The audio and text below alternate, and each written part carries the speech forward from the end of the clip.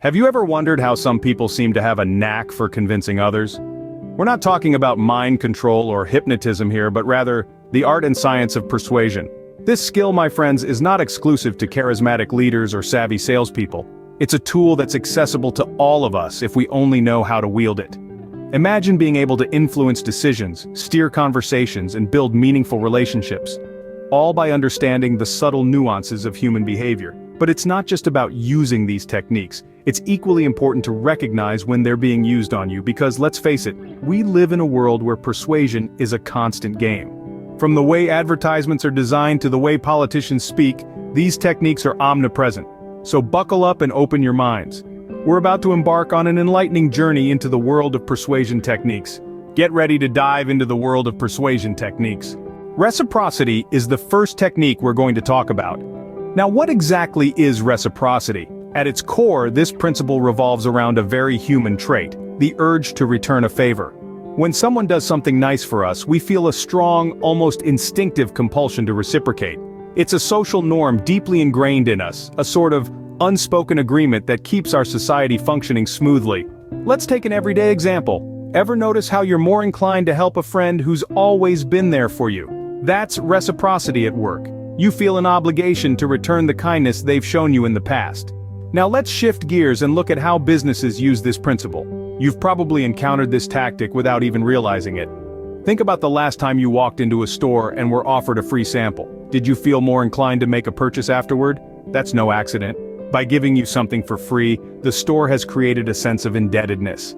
You may feel a subtle pressure to even the score by buying something, but reciprocity isn't only about material exchanges. It extends to gestures, time, and even information. For example, if a colleague shares valuable insights with you, you're likely to share your own knowledge with them in return. In essence, reciprocity is about creating a balance of give and take. It's a powerful tool that plays on our natural desire to maintain social harmony. However, it's important to remember that the principle of reciprocity should be used with integrity and respect for the other person's autonomy. It's not about manipulation, it's about fostering meaningful relationships, whether in personal life or business, by understanding and respecting this fundamental aspect of human behavior. So, the next time you want to persuade someone, consider how you might incorporate the principle of reciprocity. Could you offer them something first? Help them out in some way? Share some valuable information? If you do, you might just find that they're more receptive to what you have to say. That's reciprocity for you. It's a powerful tool when you want to persuade someone. Now let's discuss scarcity. This principle operates on the basic human instinct of fear of missing out. We're wired to want what's hard to get. That's scarcity for you. It's the psychological technique that leverages the perception of rarity, or the idea of limited availability to make things seem more valuable. Think about it, the allure of a limited edition item, the rush of a closing sale, or the appeal of an exclusive membership. They all work on the same principle. We're more likely to want something when we think it's scarce or dwindling in availability. But it's not just about creating artificial shortages. Scarcity works best when it's genuine. Authentic time-limited opportunities or real limited supplies can create a powerful urgency that drives people to action. It's a potent tool indeed, but, like any tool, it must be used responsibly. Scarcity, when used right, can highly influence someone's decision. Next up is the authority technique. In the vast landscape of persuasion, authority stands as a towering beacon. It's a universal principle deeply ingrained in us from an early age. We're conditioned to respect and follow those in positions of authority, but why is that so? It's because authority brings with it a sense of credibility, expertise, and trust. Now think about it. When you're in a job interview or a negotiation, you're more likely to persuade the other party if they see you as an authority in your field. You can establish this authority by demonstrating your knowledge, experience, and competence. But remember, it's not just about flaunting your credentials.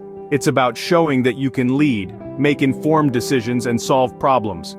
When used properly, the authority technique can be a powerful tool in your persuasion arsenal. So don't shy away from showing your authority. Embrace it, wield it, and use it to your advantage. Authority, it gives you an upper hand in persuasion. Let's move on to the consistency technique. Now, what do we mean by consistency in this context? It's the psychological principle where people prefer to stay consistent with what they have previously done or said. We humans by nature are creatures of habit. Once we've made a decision, expressed an opinion, or committed to a course of action, we strive to remain consistent with our past behavior. Consistency is a mental shortcut, a heuristic that we use to navigate our complex world without the need to process every single piece of information anew. It's our brain's way of saying, hey, if it worked before, it should work again, right? And the fascinating part about this is that it's not just about big decisions. Even tiny commitments can set the stage for larger ones down the line. Imagine you're at a fundraising event, and you've just pledged a small amount. You've publicly committed to supporting the cause, no matter how minor your contribution might seem. Now, when you're asked later to donate a larger sum or volunteer your time, you're more likely to agree. Why?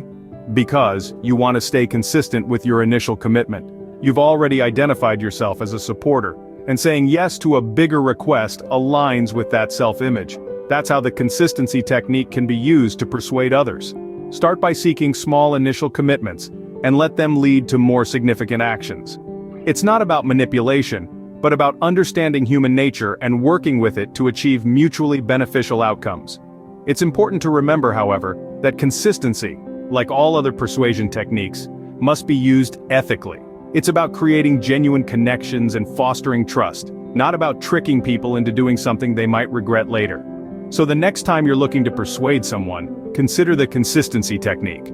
Start small, let them make a commitment, and then watch as they naturally want to stay consistent with their initial decision. It's a subtle yet powerful tool in your persuasion toolbox. Consistency, a subtle yet strong persuasion technique. Now we come to the liking technique. It's a simple yet powerful principle that plays into our everyday interactions. We're naturally more inclined to be persuaded by those we like, by those we feel a connection with.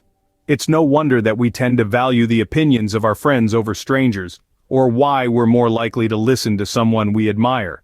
But how can we use this to our advantage? It's all about building relationships and rapport. We're not talking about manipulation here, but genuine connection and understanding. It involves finding common ground, showing empathy, and demonstrating respect. It's about being a good listener, being interested in the other person, and showing that you value their perspective. Remember, people are more likely to say yes to those they like. So, if you want to influence others, start by being someone they would enjoy being around. Liking. It's all about building rapport and connection. Finally, let's discuss the social proof technique. This fascinating principle hinges on the idea that people often look to others to decide what to do, particularly when they're uncertain. We're social creatures after all, and we naturally tend to follow the crowd. Imagine you're strolling down a street and you spot a long queue outside a restaurant. Your immediate thought might be, that place must serve fantastic food. This is social proof at work. The crowd's presence influences your perception, swaying you to believe the restaurant is of high quality. Now, how can we apply this to persuasion? Let's look at a few examples. Businesses often use testimonials or reviews as a form of social proof. Positive feedback from satisfied customers can significantly influence potential buyers. We're more likely to trust a product or service if other people, especially those similar to us, have had a positive experience. In the world of social media, likes, shares, follows, and comments act as social proof. A post with a high number of likes is perceived as popular and valuable, making other users more likely to engage with it. Even in everyday conversations, we use social proof. By mentioning that a lot of people agree with our point of view or have done what we're suggesting, we can make our argument more persuasive. Remember though that social proof isn't about manipulating others, it's about highlighting genuine consensus or satisfaction to help people make informed decisions. Also, it's essential to note that social proof can sometimes lead to herd mentality, where people mindlessly follow the crowd, even when it's not in their best interest. So while it's a powerful persuasion technique, it must be used responsibly. In conclusion, social proof is an incredibly effective persuasion strategy. It capitalizes on our inherent desire to belong, to follow the crowd, and to make decisions that align with social norms. Social proof, a technique that leverages the power of the crowd.